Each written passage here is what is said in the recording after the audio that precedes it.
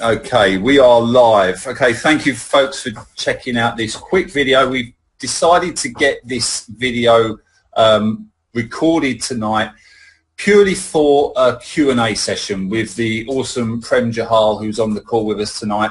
Now, before I bring Prem in, the reason we're doing this, like I said, we're getting a lot of the same questions time and time again about Privilege Car Club, about this unique concept of crowdfunding cars. Okay, so we're doing this replay or this recording simply to give everybody a tool, a resource that they can share with folks that are asking these questions. So without further ado, I want to bring on Prem Jahal. Now, Prem, he's an ex-banker. Okay, he works for the very well-known banking giant Merrill Lynch back in the day in the City of London.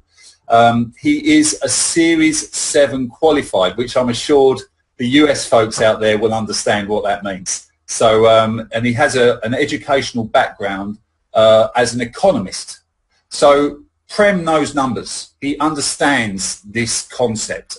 To be honest, when I first saw, I mean, I've known Prem for quite a while online, and when I saw that he had joined with PCC, that kind of gave me a lot of confidence, because I know Prem isn't the type of guy to jump into just any old thing. Okay, so when I saw Prem get involved, I was very happy to follow him in. So Prem, I'd like to welcome you on, buddy. How you doing?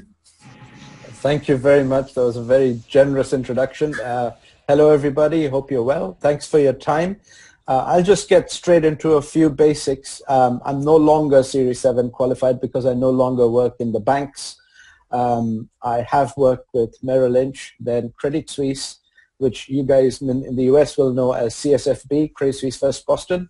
I worked in the London branch, and thereafter back into Merrill Lynch, which got swallowed over by Bank of America and became Bank of America Merrill Lynch. They then spun us off. The farmers couldn't deal with the castle and its silver, so they spun our wealth management unit off to another Swiss bank called Julius Baer.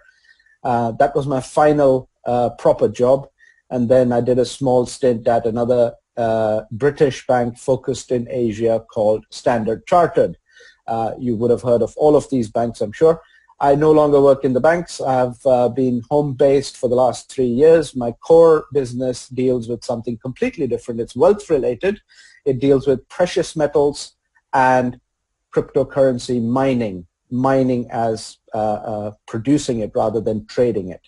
So this is a little bit about me. I'm happy to now go straight into the questions and the objections because, as John mentioned, these are repeats. Yeah. So when for the first time I came across this concept, clearly I had exactly the same questions. You cannot afford to put your foot into something that's going to suck you in and, you know, destroy you. You have a reputation, you have a circle of trusted friends and network colleagues, and you certainly cannot risk anything. But if it is something new, I was quite intrigued. I have a successful business already. I'm on top of my game in my own primary business. So I had no need for this.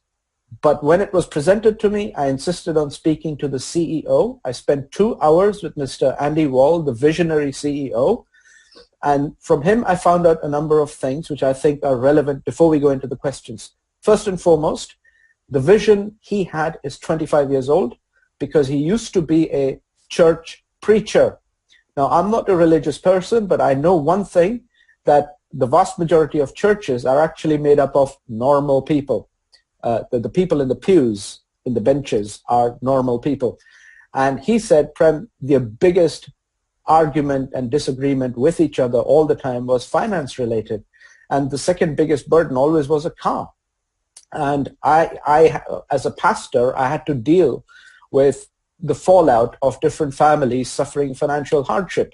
So he had this vision 25 years ago, but he neglected it.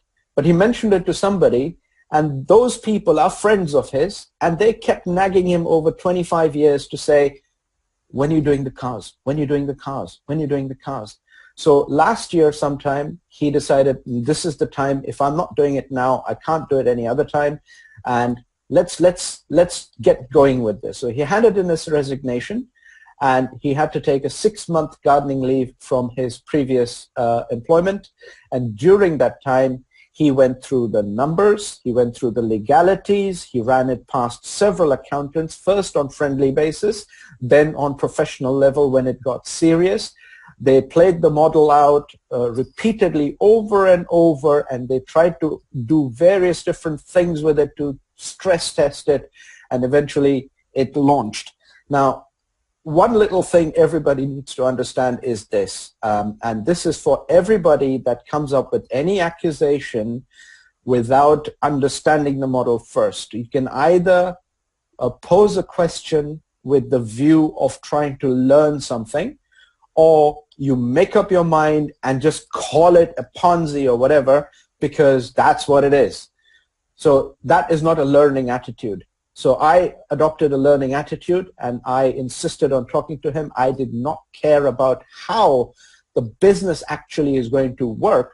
What I was really interested in is, what do you know about law and compliance? And the two are different. Legality and the compliance of the business model are two very separate aspects. That is where I literally grilled him. I hammered him. And he gave me all the satisfactory answers. He was dealing with a Citibank. You know, Citibank NA is one of the largest top 4 banks in the US. He was working with a Citibank related entity called Citi Solutions here in the United Kingdom. He was the worldwide top performer. And so therefore he knows, and he was therefore automatically regulated. He had to take exams and everything else. So he's on a level with me, right? So we're talking about, okay, how do authorities act? How do they react? How do we as a business make sure that we are satisfying and ticking all the boxes so that we can do the business unhindered? Because the last thing you want is a disruption in your business model because of some technicality that somehow, somewhere was overlooked. We've dealt with all of that. And when we get into the deeper questions, we'll answer or try to answer as much as possible. So I just thought I'll give you this little background. I'm no longer regulated. I can't give financial advice. Although, you know, I know my way around securities law, both in the US. I know how to trade munis still. I still remember them, right? So not just munis, futures, commodities, you name it. I've done it as a profession, being a wealth manager. So, you know, you can feel comfortable in reaching out. If you have any specifics, I will try and help you, the individual, do something like this. Post a hangout, and let's explore the questions and the answers. Brilliant. So, back to you, John. Cheers for that, Prem. Thanks for the introduction. I think it's important, folks, you know, that we realise that this is a brand new concept, and obviously myself and the rest of the panelists tonight, we've been, you know, sharing this with a lot of people, and like Prem says, some people understand it, and it's a bit like me. When I was first showing it, I thought initially, man, that sounds way too good to be true, right? But I didn't allow that first thought to rule my final decision. I dug in. I wanted to know how it's going to work. And I took probably a couple of weeks to actually consume the information, okay? So bear that thought in mind. Don't just necessarily make a snap decision, because this is such an awesome concept that it needs your time. You know, it needs your time to understand it. So without further ado, let's get into the nitty-gritty. Let's get these questions answered. So I'm going to ask the first question. We're going to work between myself and Morel and ask these questions. We've only actually got 4 that we really want to cover as far as I can see. If anyone has any on the panel, then feel free to put them in the chat and we can cover them at the end if we need to. So the first one that I've got here, obviously comprehensive insurance is given to all vehicles, okay?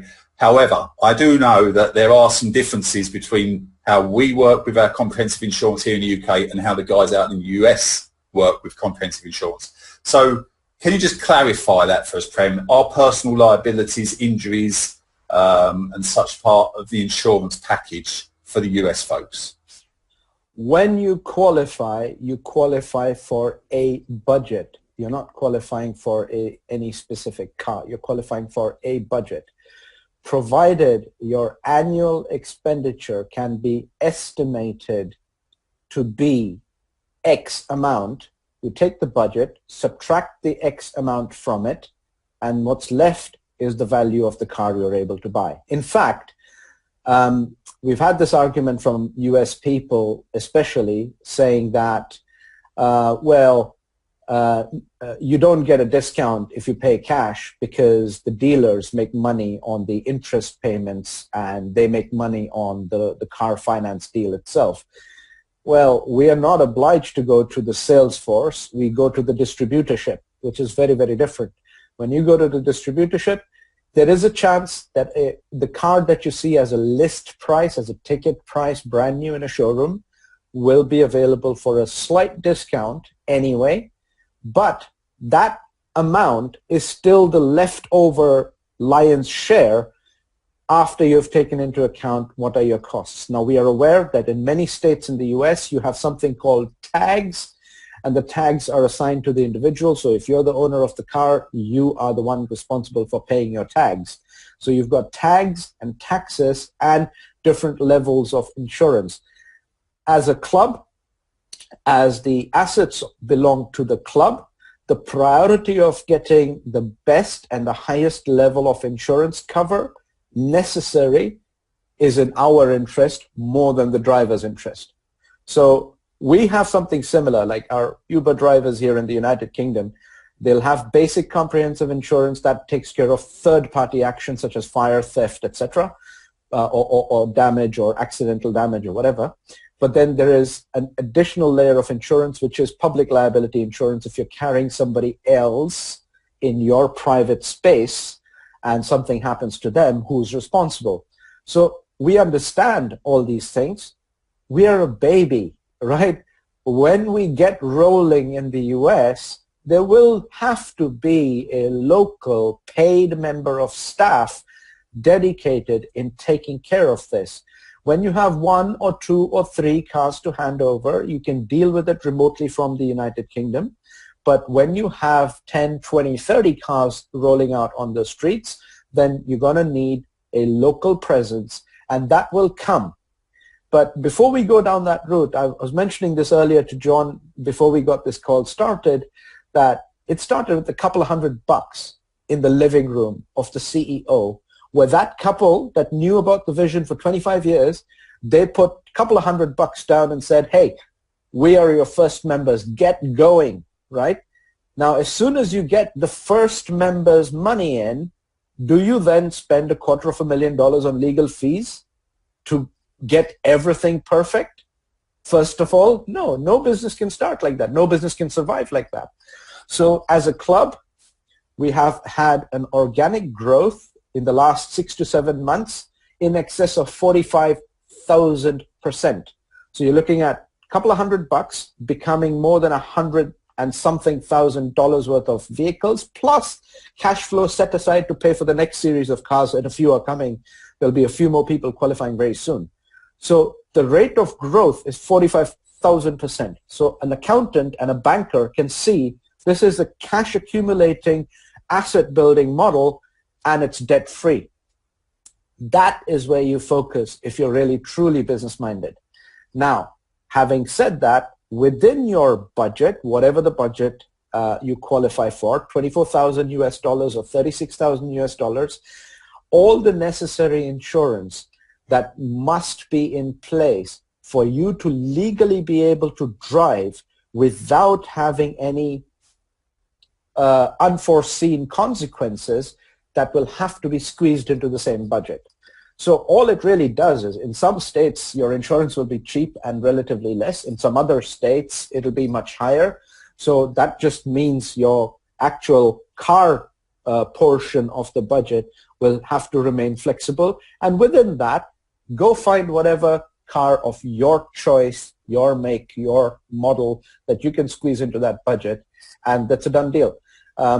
Going forward, in this case, the first 3 cars that are being handed over on Sunday, the 1st of April, the first 3 cars were specific requests on part of the first 3 members. That includes me.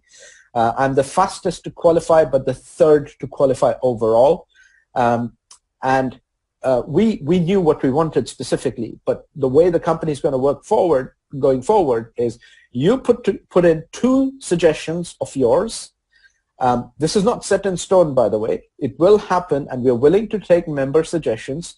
We are willing to grow with you. We are nothing without the members, by the way. Yeah.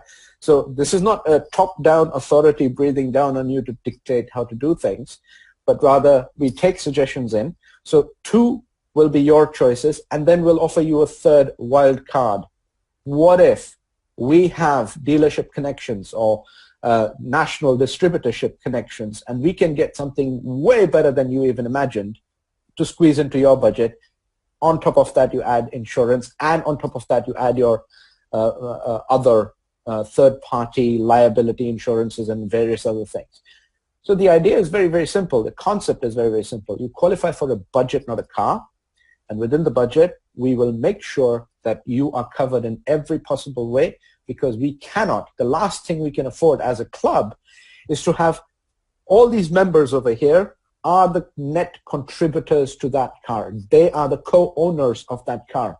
So how can we allow their and our collective ownership of that car to be at risk by just not having the right insurance? That's not possible, number one. Now, final, to close this insurance discussion, we are in negotiation with one of the largest insurance groups on the planet. In fact, in terms of brand name, they are classy, right? They're not just large like General Motors. They're classy, right? And this particular company, they want to give us a group-wide insurance that is going to be worldwide and cover us automatically in 197 countries. But we can't discuss that yet because we need to have a signed agreement with them. And they're telling us, well, you've done 3 cars, well done, but we need to see a few more numbers for us to actually write the clauses, do the wording, and cover you fully and completely in all the countries that matter. And some very funky countries that you would not normally set foot in, being an American or a British person, they even cover those countries. But that doesn't mean we're going to go there. All it means is that we have global coverage from one point of contact. And we'll be picking up the same insurance for cents in the dollar, right? So when you pay insurance, you're paying multiple levels of commissions. I hope you realize that is truly a pyramid. The insurance sector itself is a pyramid. And the reinsurer, then you've got a separate underwriter to separate the liability aspect. And then you've got the big brand label, and that big brand label will have a little specialized label for pet insurance or something like that. And they will then have an online brand presence or an insurance salesman. All of them have levels of commissions built in. So just to be very clear, we can pick up the insurance deal, which you're not paying for. It is being paid for from the pot of money in your what you qualified for. So that simply means if we can bring down the cost of insurance for everybody and have a global coverage, you get to improve the quality of the car because your budget is suddenly expanded within your qualifying criteria. But you can't do this upfront. You cannot start with a big deal like that without first proving the system, without first proving the model. And if we already have, and we are in the process of appointing somebody as Chief Compliance Officer. For now, he'll be honorary Chief Compliance Officer, but at some point he'll be an official Chief Compliance Officer. He's got extensive contacts in the insurance world. He's launched a number of companies, highly successful, and he will be negotiating this on behalf of, by the way, he's a member of the club. He's like you and me, right? He just happens to have an edge. He's the right person. He loves the concept, and he's going to take it to another level. He will be there at the launch on the 1st of April. Hopefully, he will get to say a few words from the stage, from the podium, and introduce himself. And hopefully, we'll be able to have some conclusion from his, right now, he's in air traveling to meet that insurance company. Okay, so we thought this through. You don't muck about with these things, because if you really truly want this to be a global phenomenon, something that can get to be as big as Airbnb, something that disrupts like Amazon did to Toys R Us. If you really want to go down that route, you have to get your basic building blocks in place. Without that, we're already losing. When we're not losing, because imagine there's one German and one Japanese manufacturer that would like to white label us and say, just sell our cars, please, because you know how you'll get the market moving. We are not into networking at all at that level. You can deal with people. You do that and sell our cars. We had, the CEO had to turn them down. All this happened before I actually joined, right? Within the first couple of weeks of launching in the United Kingdom, in a living room with a couple of $100 down payment. This is how it started. And they already started getting offers because somebody said, hey, you know what, these guys will be interested. We can't do that because we want to give our members choice. You should have the choice whether you want Italian, French, British, American, or whatever manufacturer you prefer, Korean or Japanese or whatever. It should always be your choice. But the fundamental point is this. The business model in and of itself is attracting corporate attention at the highest level involved in the auto industry, specifically insurance and specifically the manufacturers. The opinions of all the other in-between layers, we really couldn't care less because that's what we're trying to disrupt, right? So I hope this answers the insurance question. You will have to be covered. We will deal with it when we get to that point, but as it stands right now, it's not really a point of discussion to be worried about because our intentions, the heart is in the right place with the CEO. Brilliant. Okay, thanks for that, Prem. Okay, so swiftly moving on, I'm going to ask the next question, Morel. Yeah. How are funds that are being paid, the £50 and the $75, how are they being secured? Okay, so as you know, these monies can't vanish anywhere. How is that being done? Two things to say to that, and this time I'll keep it short because we don't want to keep people bored. Any company, especially for our USA friends, you will hopefully understand that if you're going to launch a new business and you need a company registered, Delaware is a good jurisdiction from which to do it, right? That's why Delaware companies are famous, right? Because they have relaxed laws and they're easygoing and all that. Any company that you are forming or registering becomes responsible within the year, within 12 months, to file paperwork and returns to show, well, what have you been doing with it? If you don't file any paperwork, you don't have any credibility. Your company may remain intact, but the company is a non-starter, right? So it could be just a closed shop and a company behind it means nothing. We, in the next few days, are going to file with the Companies House in the United Kingdom where we are officially registered. We're going to file assets on balance sheet with the Companies House in just the 7th month of our existence. We don't have to wait a year.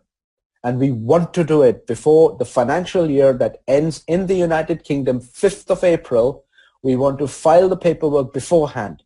Now, all of a sudden, when that happens, so don't jump ahead, but when that happens, you have a document on the official registrar of companies under United Kingdom law. On their books, you will see the assets, and one of those assets is going to be the car that I have the privilege to drive for the next 2 years, right? So when it comes to safeguarding assets, it has got to be a more simple and logical solution, right? It has to be a bank account, which is exactly what we have. It has to be an escrow type of account, which means without the consent of more than one person, no money may leave it, and it may not leave unless it is for a specific purpose. So it's a ring-fenced United Kingdom bank account.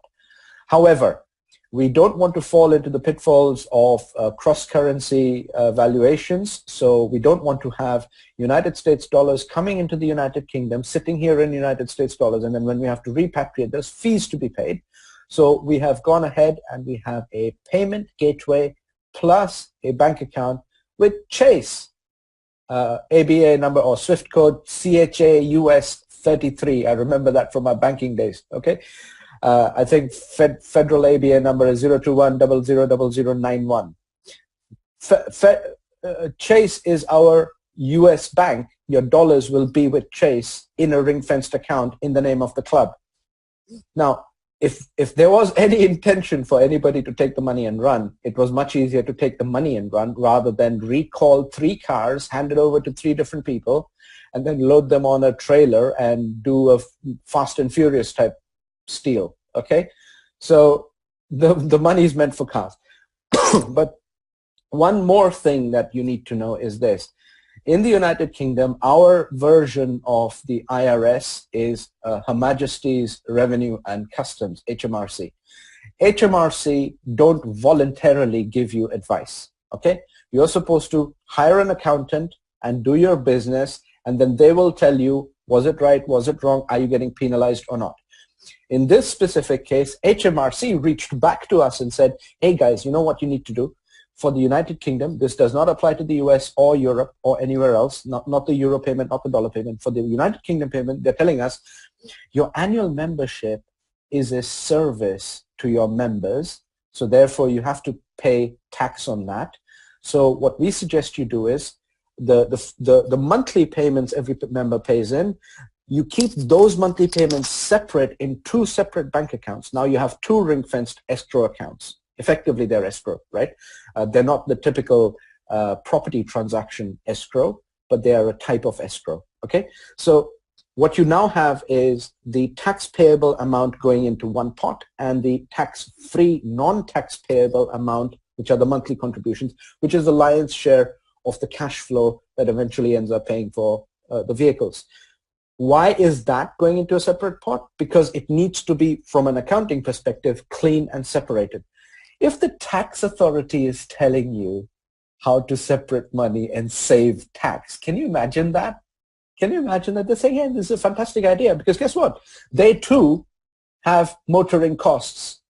No matter what you think of any 3-letter government organization, they're all people at the end of the day.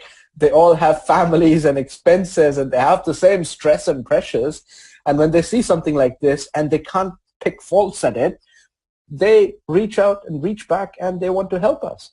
So we have great comfort in knowing that not only will the assets be shown, and the proof is in the pudding, by the way. When those 3 cars and when the live stream starts happening during the launch, or even if it's a recorded thing, you can get to watch it later, how it happened, what the people who gave the speeches, you will hear my testimony as well. When you hear all of that, when you see it, and when you see cars there, you will know that all these members paid for those cars, right? And, you know, I always keep getting asked, what's the catch? Well, the catch is I will never own a car, and I don't want to. Good luck to you if you want to own a car. I don't want to own a car. I just want to drive a brand new car as cheaply as possible. That's my privilege. All I did is qualify for it because I got under the skin of this system. I understood it so that I could then help explain it to people. The moment you explain it correctly, you have almost 100% win rate because it's a club. Yeah, there's no commissions. There's no multiple layers of bonuses to be paid. There's no compensation plan. You don't have to, you know, recruit people. This is just like telling people, hey, have you seen Black Panther? Yes, I have seen Black Panther. So, okay, what you would think of it, no problem, whatever, you know, that discussion is over. But somebody says, no, I need to see it. Do you know which cinema is showing it at? That's the cinema. You end up referring people to a cinema. They end up spending, you know, God knows how much money on overpriced popcorn. And you've suddenly sent somebody to as a referral to somewhere, and you get nothing out of it, nothing at all. Here, it's a members club. I'll refer you to this club. I'll encourage you to be part of this movement and this revolution and this club. And I have nothing more to gain. I've already qualified for the car. None of your money, nobody's membership, including my own monthly membership, is no longer coming in my own favor anyway. It's going to somebody else's car now. Because one by one, we're ticking off people and paying each other's cars off. How simple is that? So who qualifies next? Is it John who qualifies next? Is it Mirel who qualifies next? Well, if Mirel qualifies next, guess what? The pot of money goes to Mirel. If John qualifies Bureau Mirror, that pot of money goes to John. All you have to do is qualify. But the money is there. And where's the money from? It's from the members. That's why we're here. The moment John receives his car and Mirelle receives her car, guess what? Now there are 3 people, all 3 of us paying monthly towards the next person's car. Beautiful system. And nobody can fault it because it's neither pyramidical, because it doesn't matter who came in at what time. You could join and qualify in 3 months. There are people who've joined 5 months ago and they're still not doing anything because they're not getting going with it or not necessarily doing enough with it. But, you know, some people may qualify sooner than later. It doesn't matter what time you join. The thing is, that's something that I love about this, is that we are paying £50 a month or $75 a month. And yeah, some people are going to qualify within the 3-month qualification period. Some people are going to take 6 months. Some people are going to take 12 months, you know, because we all have come in with different skill sets, different abilities. But the minute we do qualify for cars, we're still paying those £50 and $75 memberships, you know, and that is then going to the other members that we've introduced. It's like Prem said, it's a beautiful, beautiful system. So, Mirelle, what I'm going to do is I'm going to ask you to come in, and if you can ask the next question. I think you've got them now on your, yeah, you happy? Yep, absolutely. Thank you, Prem. Prem, can you please explain the steps that are involved when you've qualified and then you get to actually choose your car? What are the steps involved? All right. So it's very, very simple. I'll give you my own example, right? I joined towards the end of September. I got going fairly quickly. One thing I always had at the back of my mind is you need to balance your legs. You need to balance. You need to balance. So I knew that one of my legs was going to be weaker than the other 2. Yeah. I shouldn't say leg really. It's a pool. It literally is a pool of funding pool where the money comes and settles, right? So I started building. By middle of February, I had qualified for the 81 number, $24,000 or £20,000 budget. Then all I really had to do is wait a little longer. So I got a call to say, hey, you're very close to your numbers. Are you thinking about, you know, I'm like, no, I'm going to give it some time. So they just backed off. It's very simple. We chat on WhatsApp. It's as basic as that. Whilst we are still small, it's possible. When we get bigger, there'll be better organization and more admin staff necessary. I'm very sure of that. So anyway, so I said, no, I want to wait. I want to have the upgraded version. So guess what? There were all of a sudden 80, actually I had more than 81 people. I needed 81. I had over 100 people, but they were not in the weak leg. They were all everywhere else but the weak leg. So I didn't technically qualify, even though I had more than 100 people. But guess what? This is what happens. 3.5 weeks after qualifying for the basic car, I qualified automatically for the bigger car. Why? Very simple. 80 plus people, if they get just one more, it fills your numbers.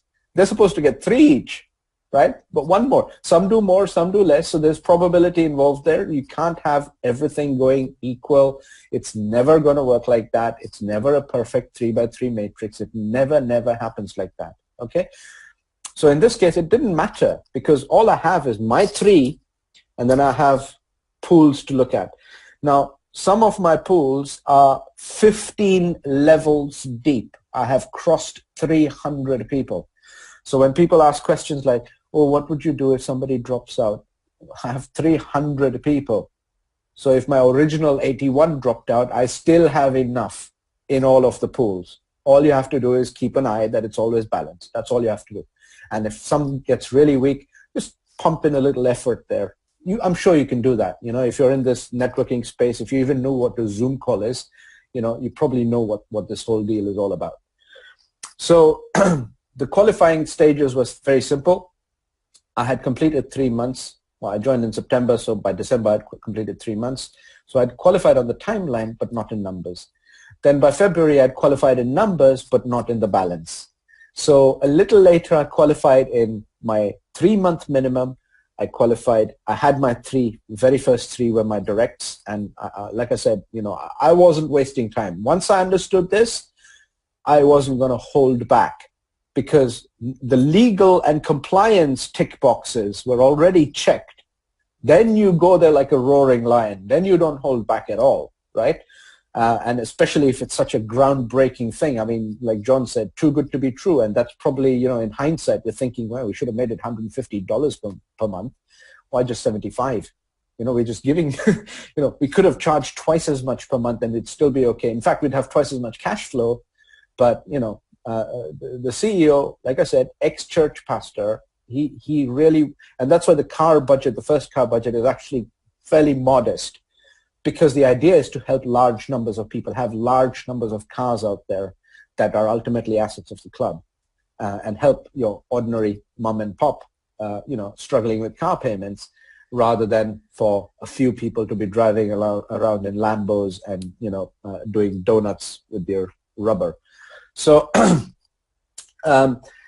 the next step was when on the verge of qualifying, I got a call from our office director, Maurice Brooks, and he said, "Hey, Prem, you're nearly there." I said, "Yes, very exciting." He's like, "Yeah, so have you thought of what you want?" I said, "I'll send you the spec by email." So I knew what I wanted, very specific. I knew what I wanted. So I told him, "Can you shop around and see if you can find something better than this? But if you don't, that's also fine. This is what I want. What I want is a station wagon with plenty of space in the back, because if you go camping or whatever, and I've got relatives visiting from foreign countries, their suitcases are bigger than some rooms in my house. So, you need the space at the back. So I needed a station wagon. We call it Estate. And I like a VW, so I chose a VW Passat Estate. And within that, I knew the trim I wanted. Why? Because my wife has already been used to that type of car. I wanted a trim that automatically included heated front seats, because in the winter it's nice to warm your backside a little bit, right? We weren't too fussed about leather, but heated seats come with leather. And this particular brand has, this particular trim has a panoramic sunroof in the front and a separate panoramic sunroof at the back. So we thought, yeah, kids will love that, We have 2 children. So, these were our simple criteria. I told him, I'm not fussed about the color.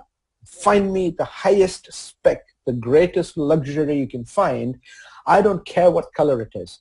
And chances are, if you keep yourself flexible, So he came back with a Passat, and I was like, but that's not even a station wagon. He's like, oh, sorry, I completely overlooked that. Sorry, I'll get back to you. So another 24 hours later, he came back saying, Prem, you need to move on this fast. If you like this, you need to agree now, because VW National Dealership, with whom now we have a relationship because of this car. So we now have a relationship with Mercedes-Benz, with VW, and with Audi in the United Kingdom. The US remains to be seen how we develop that relationship, with which is the first choice of vehicle that Mr. Ali Mavani in Texas, I believe, he's the first person to qualify in the US. And we'll see how that goes. So anyway, he said, you need to move fast, because this is a rare thing. And the car is actually, in dollar terms, was worth more than $40,000. $40,000 was the actual value of the car, with all the extras and the wheels and everything else. It has extra large 19-inch wheels rather than the standard 18-inch, and a few other bits and pieces like that. So I said, really, can you do that? He's like, I just need you to say yes by email. So I replied to him and say, as per specific spec provided, I agree, please go ahead and pay. That's the email I sent. So then I just left it, and I was waiting for like another 24 hours. I was waiting, like, what's going to happen? What's going to happen? Did he get it? Did he not get it? And then I'm thinking, should I go for a Mitsubishi instead?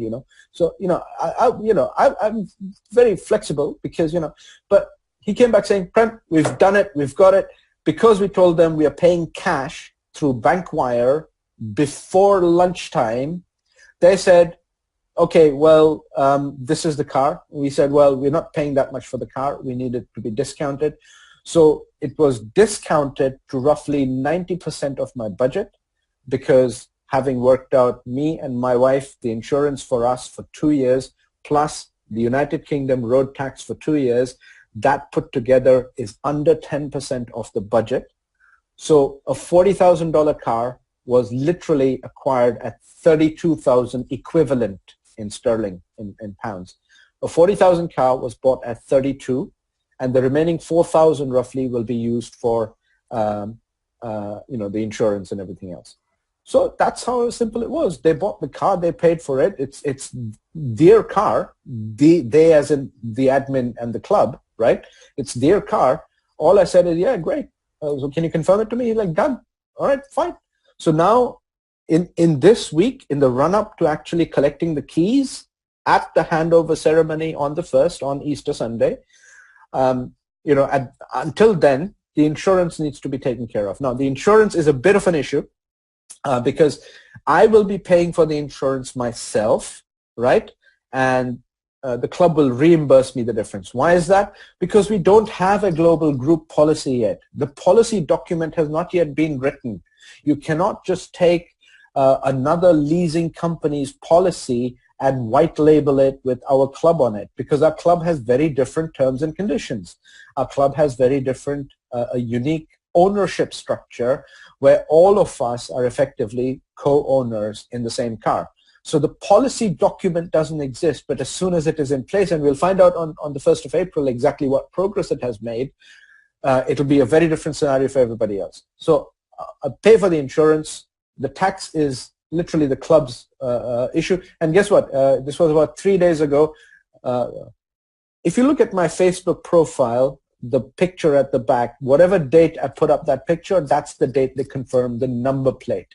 So in the UK, when the car is officially purchased, a number plate is issued, and that's your registration mark at the back. And I took that, put it onto a picture of the same Atlantic blue color estate, and I've put it on my Facebook profile. You can check it out anytime. That's literally the registration number. So in a week's time or so, when people try to find that vehicle using the vehicle registry system, online system in the United Kingdom, they will be automatically able to say, indeed, that car belongs to the club. I'm just the registered keeper and the person insured to drive it. That's how simple it is, guys. Brilliant. There's nothing more to it. And it's a very nice car. I look forward to seeing it on Sunday, Prem.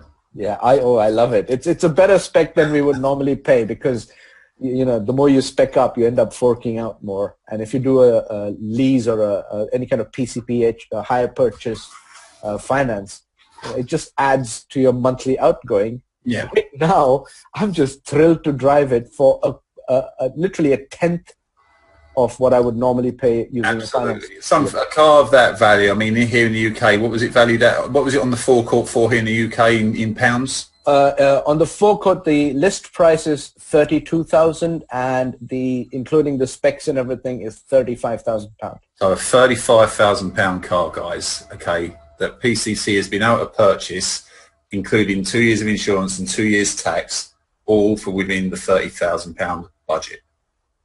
Brilliant. Absolutely brilliant. That opens up the field an awful lot. And I was out locally in my local garages a couple of weekends ago, looking around, getting a feel, because I have the vision and I know that I'm going to get there.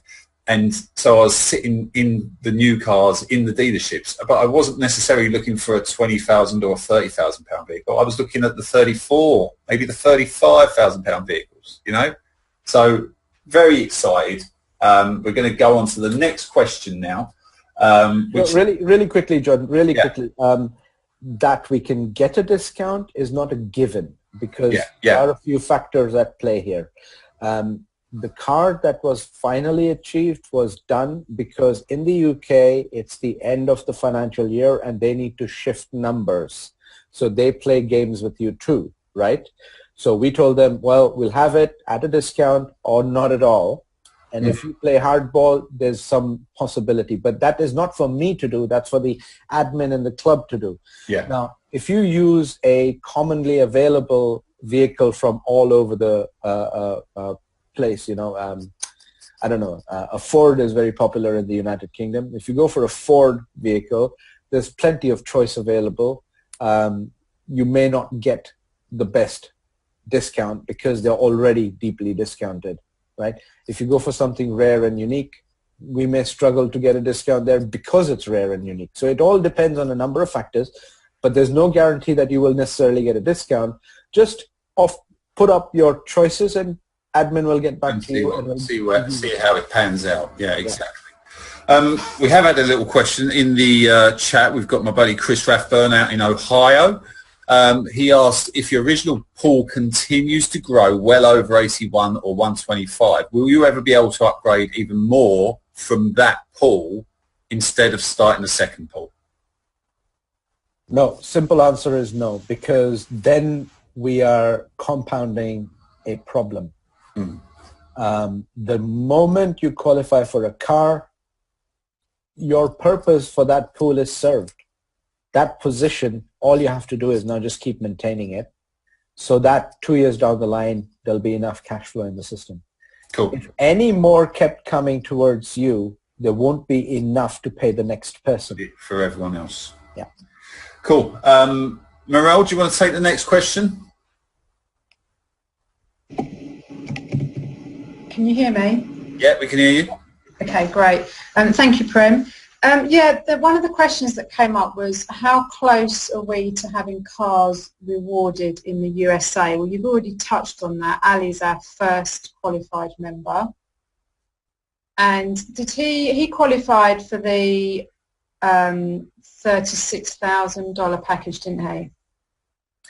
Yes, and just to quickly touch, he is several levels down from the second person who qualified, which is Pastor Devon McKenzie in Birmingham, UK. He's in his team, but straight down, many levels down, this guy just goes ahead and boom, he qualifies, right? So there's actually a lot of people that haven't yet qualified because they haven't built as fast as him. But Ali Mavani is one of the top leaders in the US for this specific business model, and he qualified for the highest one. But the idea is that although he qualified, we don't really want to launch just one car in the US. So he's happy to wait a little longer for some other people in the US to catch up. If you're in the US, you get going now, you could be on that stage with Ali and collect your car in the next couple of months or so. I hope to fly over because, let's face it, it's inevitable that I will be at least some kind of a side character, for the company to project saying, look at him. And, so I would be in a position to be the brand ambassador, and I would love to come to the US. I would love to meet a lot of people there, wherever the launch takes place. But chances are it'll be in Texas. We're growing massively in Texas mainly. And we also have greatest comfort that the local laws in Texas are the best for this kind of business model. They're great in many other states, by the way. There's just a few states that are slightly tricky. But we'll cover that, get to that, because we've got a team of lawyers that are just waiting for a little bit of a retainer to basically take care of that so we can focus on the business. We don't want to be engaging with any more authorities in any way. We've done our due diligence, we've done our checks, and the legal team will take care of everything facing, including public relations, including silencing nonsense talkers whether in social media or generally in media. They will take care of that. And this is a highly placed, very powerful company we're dealing with.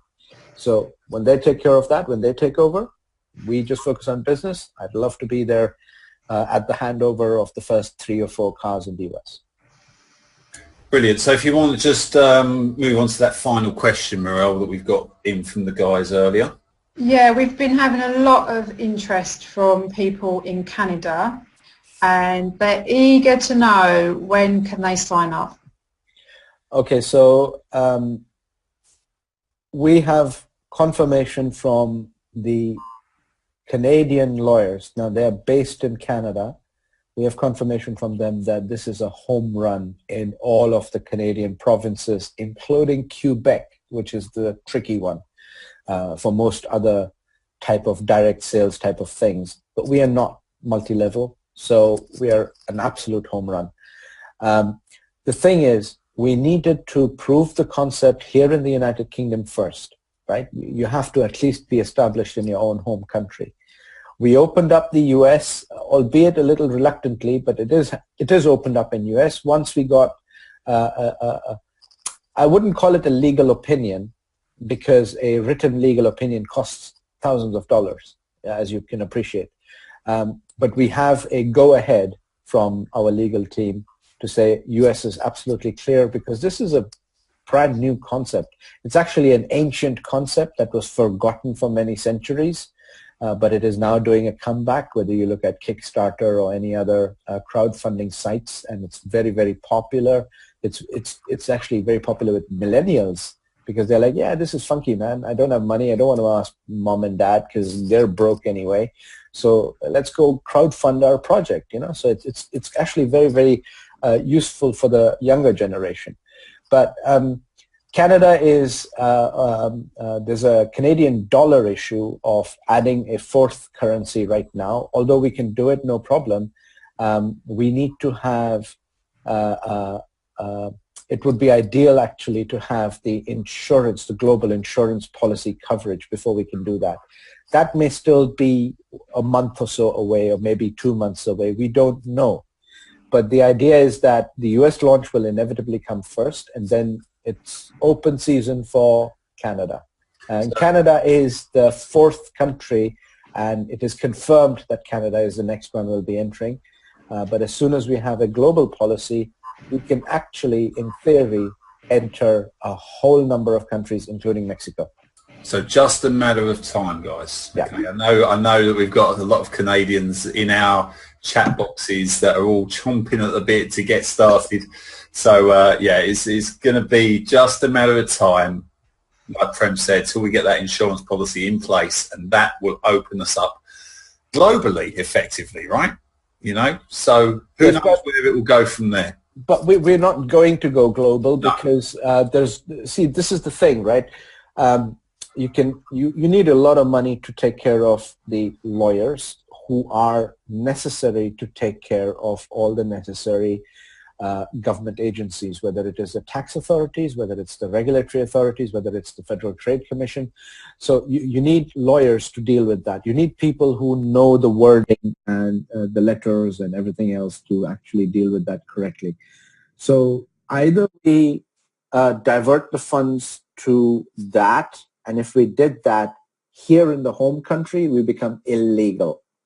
If we take member money and use it for anything other than the car package, we get shut down in the home country.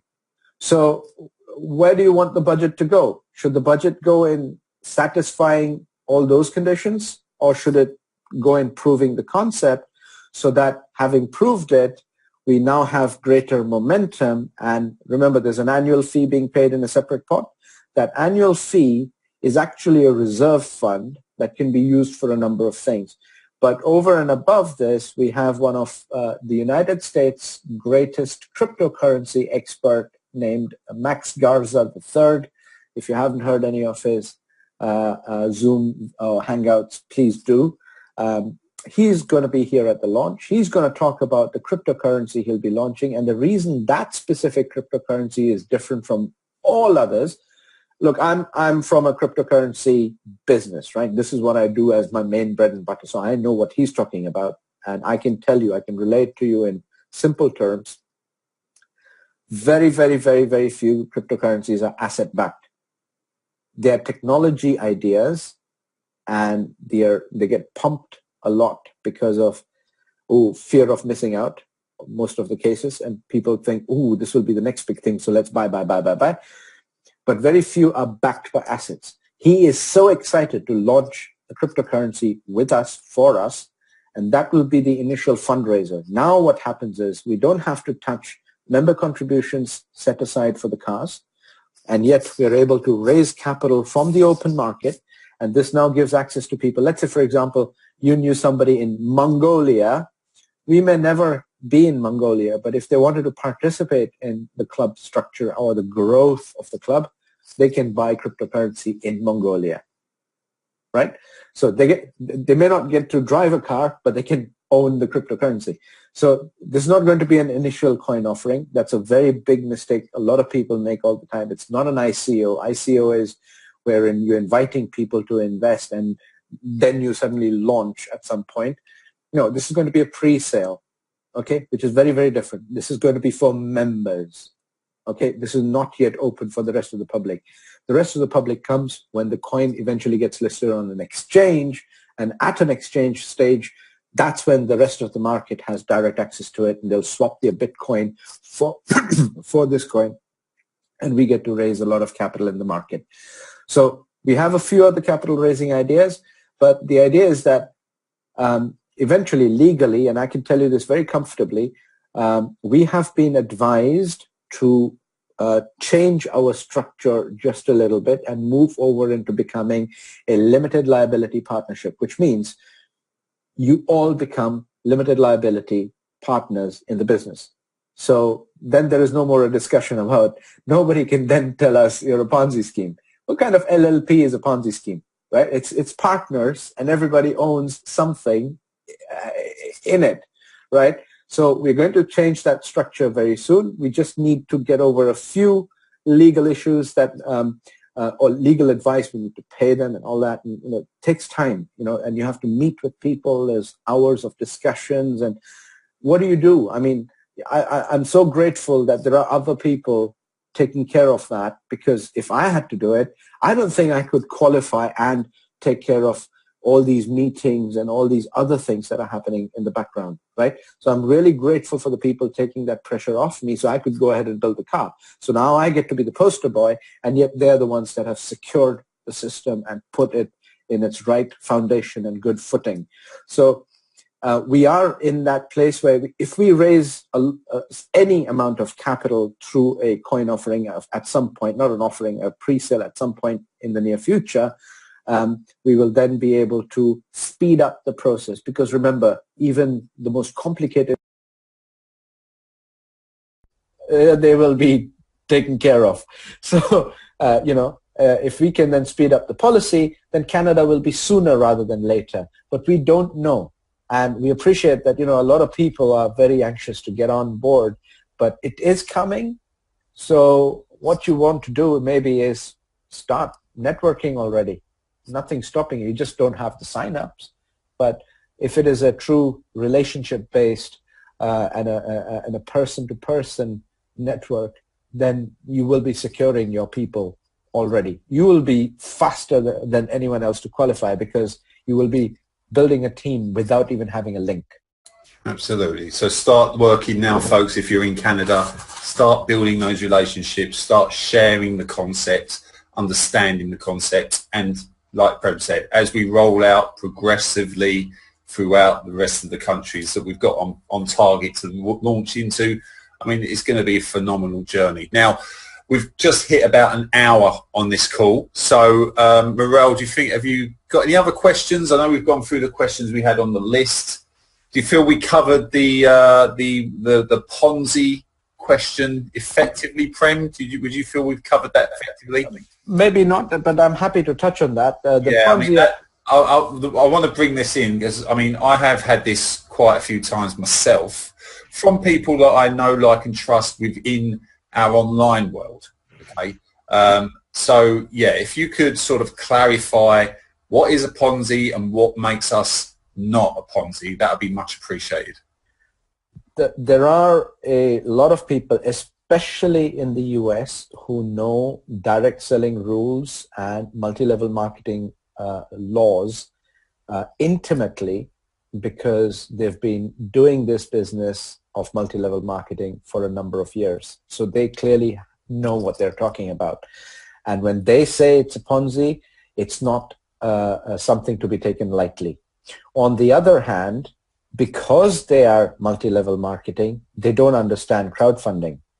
And that's our baby. This is something different. This is something totally, completely, wholly different. So when people say, well, if you're paying in monthly, what am I getting for it? Guess what? Mirel has been paying in, John has been paying in monthly. I don't know whether John owns a foot pedal or a wing mirror, but what's the point in separating that from the vehicle and handing it back to John just to justify what his monthly payment has been doing? On the other hand, it's multi-level marketing mindset that actually comes up with, like, what about the Federal Trade Commission, FTC, etc. Well, look, I'll tell you one thing. 4 friends go to Reno and open a new gambling club. Do you think you'll be registering with the FTC when you start a poker club?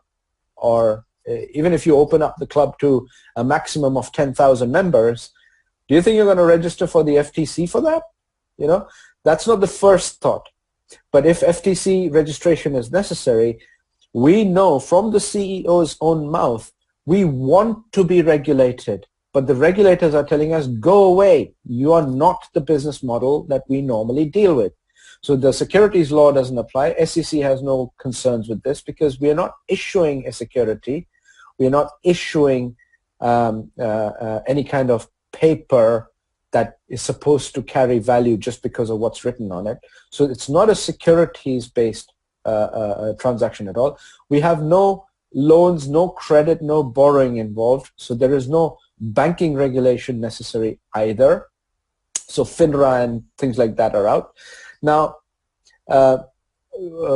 as regards the business model itself, it's the same applies to Amazon. When they started selling books, from a small garage or something, trying to sell books online, when Jeff Bezos got started, registering with FTC wasn't the first of his priorities. Getting cash flow was his first priority, and then eventually he got registered. And all legitimate businesses will have to get registered correctly and properly in the right places. And this is why we still have this lag of the legal and the insurance side coming. Because see, the insurance policy will be structured on the back of the insurance company being comfortable that the regulators here in the United Kingdom are on board with it. We are actually in conversation, an open, friendly, warm conversation with the United Kingdom regulator, the Financial Conduct Authority, not because of the cars, and not even because we are collecting money from people, but because of the legal structure of the company. Is it a club, is it a company, or is it a limited liability partnership? And the regulator are telling us, whatever happens, we will tell you if there is something we don't like, and we'll give you enough time to make the necessary changes. What more do you want? And once you get regulated in one country, guess what? The regulators in other countries are like, oh, you're regulated over there, are you? Okay, yeah, well, we can give you regulation. It becomes something called passporting. In banking speak, we call it passporting, or grandfathering is if you're qualified in one jurisdiction and you move to another jurisdiction, you're grandfathered into the other jurisdiction as being qualified. So this happens internationally, especially in the Western world, and the United Kingdom, US laws are not that drastically different. So, at least we don't speak Chinese. Yeah. So this is where we have a great deal of comfort. Now, when it comes to Ponzi accusation, it normally comes from a multi-level marketing mindset because they say there is no product. Well, there isn't a product. It's a club. The product is a car of your choice. So we cannot specifically tell you at this point what your car is going to be because you haven't qualified yet. As soon as you qualify, yes. Now, another objection that comes up regarding that is you only get a car if you qualify, and in the meantime, you're taking money from people, right? Well, that's the whole point. If you're joining anything, if you're joining a club with the knowledge and the intention, or if you join a gym knowing that you're never going to use that rowing machine or the treadmill or any of the facilities, well, then why did you join? So to qualify is the objective of each member. If you join something and then you say, well, I haven't done anything to meet my objectives. No, it's not that. Then perhaps you should stick to the normal standard way of financing cars.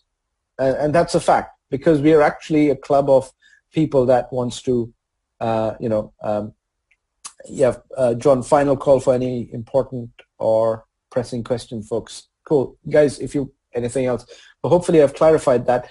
The Ponzi objection comes from there. When we file papers with the company's registrar and prove actual assets in the system, how can it be a Ponzi? A Ponzi is something where people get rewarded. I qualified for a car. I'm never going to see a penny more from the 300 plus people in my team now. I'm not. Why would I? Because everybody's money, including my own, is going for the next person and then the next person and the next person. We are paying for each other's cars. So many people paid for or the car I qualified for, and it isn't mine, it's everybody else's. So as long as the club retains the cars, nobody can call us a Ponzi. If I got to own the car and tomorrow I go and sell it in the market and take the cash, then it becomes cash gifting and totally illegal. A number of similar models have been tried by different companies, a few in the US, a few in the UK. They had fatal flaws built into the system. We have dealt with all of those flaws. One of the flaws is the company qualifying members were supposed to lease a car. The company was supposed to lease the car and then re-lease the car to the qualifying member. And the leasing companies don't like that. They don't agree with that. They're like, no, hang on a minute. You are our liability, so why are you passing our liability on to someone else? So that model collapsed, and they were called Prestige cars in the United Kingdom. There's another model, Dexcar in Germany. There's another model, 5-Star that was in the US. It got shut down because they were structured incorrectly. Crowdfunding cannot be stopped because no such laws exist. And if laws need to be made or amended, then we are more than happy to do whatever is necessary to get this legalized. Here in the United Kingdom, we are getting offers from one of the largest car part suppliers in the United Kingdom. They're saying, and it's a superstore that sells everything motoring related. It's a large superstore. I can't give you too much information, but they're offering us, they're like, all right, we'll give 40% discount to all your members. We're getting offers coming. So these are member benefits. We've got roadside assistance, breakdown coverage, all these different companies all of a sudden on their alert saying, okay, well, if they're going to be driving and if they're going to have a large number of members, we would like to offer their members these bespoke treats and benefits. And some kind of loyalty, rewards, bonuses, there's all manner of things that are possible. We hope to see a insurance in our own label. So the group insurance we're getting, if we can just rename it with our own name on it, because the large insurer will not mind. If we can have that, we practically own our own insurance company, right? Then you have everything cheap as chips anyway. You need 30 cars to be on the road to apply for a multi-brand online dealership license. Now we start getting cars at factory cost, never mind negotiating with the salesmen or directors or whatever. So there's a whole lot of possibilities here, and we have every intention to serve the membership. And if the membership says we'd like a speedboat and we'd like a Harley or we'd like this and that and the other, well, go for it. I mean, I know John could do with a Harley because the length of his legs will only fit a Harley. He won't fit on a Japanese bike. I'm sure of that. I mean, he sat in a Mazda Miata the other day and his head was sticking out of the roof. So, but guys, all issues and concerns have correct and appropriate responses and answers, and we are not shy to face them. And hopefully another time, sometime soon, our CEO will be glad to do the same thing and tell you more or less the same thing, if necessary. Right. Brilliant. Well, Prem, thank you very much for jumping on tonight. And like Prem said, we are just waiting on the CEO to do a similar thing. But right now, you know, so he's obviously a very busy guy right now. So, Morel, thumbs up. Thanks for helping out tonight. Folks that are on here live, thank you for jumping in and for the questions that were asked. And more importantly, Prem, thank you very much for jumping on and sharing your knowledge, your wisdom. Really appreciate you jumping on, guys. So with that being said, we're going to wrap this up. Hope it's been of great use to you. If you have any further questions, please take them back to the person that you're speaking to about PCC with, and we can get these questions answered, okay? With that being said, thanks for checking this out, and we hope to see you real soon inside Privilege Car Club. Take care. Thank you. Bye-bye.